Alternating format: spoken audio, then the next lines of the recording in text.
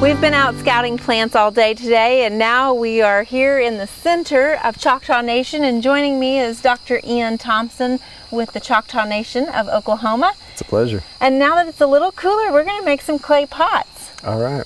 Can you tell me what we need to do? Sure. This is the clay that I have, and this was dug on the Red River in McCurtain County, Oklahoma, down in the southeast part of Choctaw Nation. This is exactly how it comes out of the ground. For Choctaws, clay ties us back with our origin stories. And as I talk, go ahead and break it up into little pieces. Okay. And you'll find little roots and you pull them out. Is that a good thing, or? There's one right here. I don't know if you can see that. It's pretty small. But when you find them, just toss them out. Okay, so we want clean clay. That's right. So the Choctaw word for clay is Lukfi Nia, and that means the fat of the earth. And in our oral stories that tie us back to our creation and tie us back with the plants, the animals, the soil, and the water, they talk about God, Hvshtahli, creating our bodies out of clay in an area on the Naniwaya Creek. It's in present-day Winston County, Mississippi. And these stories say that God created our bodies out of this clay, and then there's a cave that you can still see there to this day that we crawled out of. And there's a big earth mound, more of a natural hill, that this cave comes out of, and the stories say that our ancestors crawled up onto that hill and sunned. And after our bodies hardened, God told us that that area would be our homeland, and if we would stay there, we would prosper. Our stories are handed down orally, just like our creation story, for many different things. One of the things is how we learned to create pottery. According to this story, there was a Choctaw man, and he had a basket made out of river cane. A pack basket is called Kishi in the Choctaw language. And this basket had, an open structure so it wouldn't hold liquid. But it seemed to him like it'd be a good idea to take this Lukfi Nia, this fat dirt, and pack it on the inside of his basket, let it dry, and then he thought it might hold water. So he carried out his plan. He took this clay and he packed it inside his basket, and then he set his basket near a fire to dry. And he got up to do something else. So while he was away, another man came along and he saw that basket with all that clay in it. He said, well, that basket's dirty. I'm just going to throw it in the fire and burn it up. That's what he did. And of course, when the cane burned, it heated up the clay and it changed it chemically. It made it like stone. And the man found that he did discover a way to make a waterproof container, but not quite what he expected. So again, looking at archaeology, it tells us that that story, when Choctaws first learned to make pottery, goes back about 3,500 years. But what that tells us is more than 100 generations of Choctaw hands have shaped and developed this art form. Each generation's contributed something new to it, so it's developed through time. And today we just find ourselves in the current state of that art form, but it's got a past, a present, and a future. So how much of this clay do we need before we start? I think we're about there. Okay. If you've ever noticed the mud puddle in the summertime, as it starts to dry out in the sun, what happens to the surface of it? Oh yeah, the whole ground will start cracking up. That's right. And so the same thing can happen with clay. Choctaw ancestors were intelligent people, and they learned that there are different things you can mix with the clay to keep it from cracking. Okay. And this changed through time. First with Spanish moss, and then people started to use sand. Back about 1,000 years ago, Choctaw potters and others in the southeast started to use burned mussel shells. These are some that we burned a couple minutes ago. You can see how they break into these flat flakes. It's a plate-like form of calcium carbonate.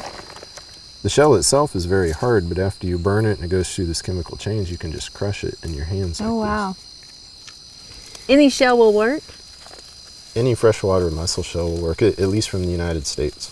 And what are we going to do with this? We're going to knead these into the clay, just like you would flour and bread dough. For this clay, we use about 1 part shell to 2 parts clay. And you just pretend that this is flour and your clay is bread dough, and you knead it together. Okay. The rougher you are on it, the better it is, the stronger it'll make the pot. It's just like making pie crust. I find that ladies that do make pie crusts often are really good potters naturally, similar skills. I make good pie crust. You should be a good potter then.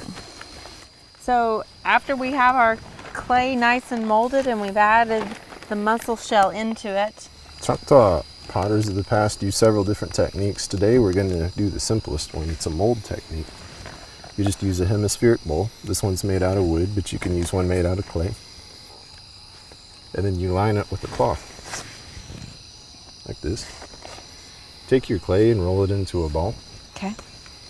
Then you stick your thumb in the middle of it, push it almost all the way through, but not quite, like this. Oh, mine cracked. That's okay. If it cracks, just push it back together. Okay. So you want it shaped kind of like that. Then you just set it in your mold. Now you use your thumbs to drag the clay and make it take the shape of the bowl. Should it go over the edge or just? You want it to go vertically at the edge. You don't want it to lean over. Okay. It's a little tricky, but you want the whole thing to be about 1/4 inch thick when you're done. How high should it come off our mold? Just however high it needs to use up your clay. Okay, so this is the next tool. Okay. It's a stone knife blade. Wow. What kind of stone is this made out of? This is Keokuk chert from northeastern Oklahoma. You take it and use it to scrape the edges of the bowl. Use it to thin if you need to. Basically, this just pushes the clay together and helps to smooth things out. So you've taken yours out of your mold. Am I ready to take mine out? Yes. Should I be shaving some off my pot, or? Just on the high places. Overall, it's a good thickness. So I'm checking with my finger and my thumb to see the thickness of it? That's right. Okay. Your hands will tell you more about the thickness than your eyes will. The next step will be to make it smooth, and I think a little daylight might help that process. I agree. All right, let's pick up tomorrow. That sounds good.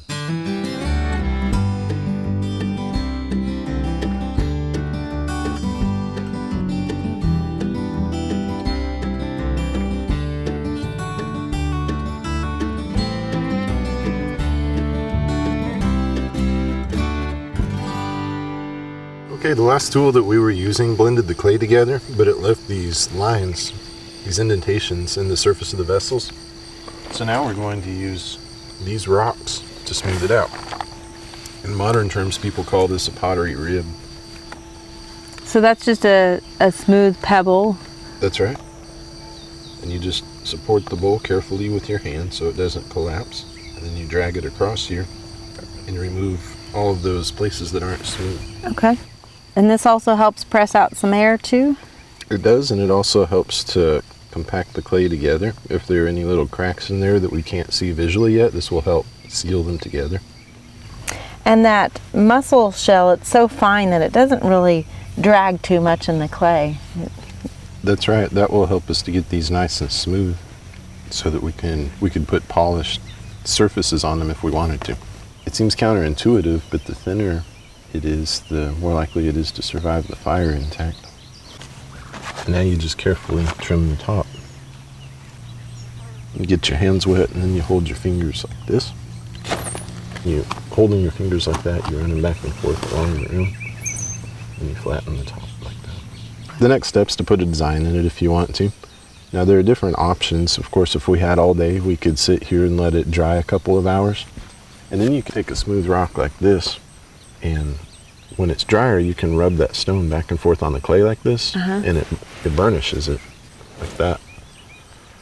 And it'll get really shiny. Like if you've ever seen when you stick a shovel into the dirt, if there's a lot of clay and it gets shiny, Right. This will do the same thing to your pot. And you can come back during the drying process and do it several times, and you can make it shiny enough to see yourself in. Oh, wow.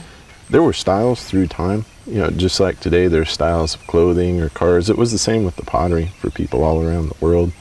So I think it'd be appropriate to make whatever design seems best to you. Okay. Okay, Ian, I think I have finished my pot. You did a great job. You must have done this before. I did it in today's style with OSU and a little Oklahoma gardening logo on there. It's one of a kind. What's the next thing we need to do with these? Well, now we would let these dry for a couple of weeks very slowly, and then we'd be ready to fire them. Excellent. We hope you enjoyed this video. It's part of our Oklahoma Gardening YouTube channel. You can also find even more videos on our OK Gardening Classics YouTube channel. And join us on social media for great gardening tips, photos, and discussion.